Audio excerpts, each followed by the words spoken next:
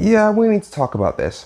We do not want to see teachers teaching their white pupils about white privilege and inherited racial guilt. And let me be clear, any school which teaches these elements of critical race theory as fact, or which promotes partisan political views such as defunding the police without offering a balanced treatment of opposing views, is breaking the law.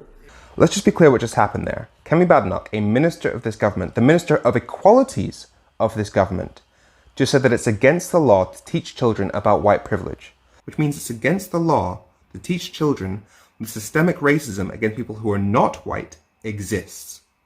In this country, black people are stopped and searched by police 10 times more than white people.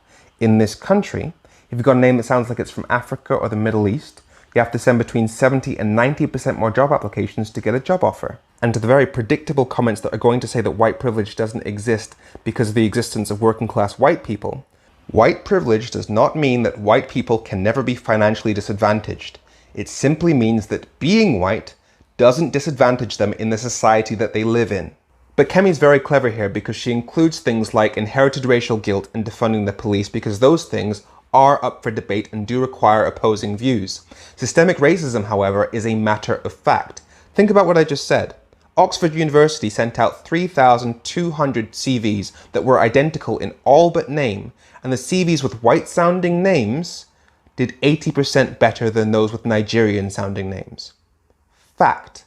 But this is a standard trick in politics, to include a whole bunch of stuff that you're right on to hide the things that you're really, really wrong on. What we are against is the teaching of contested political ideas as if they are accepted facts.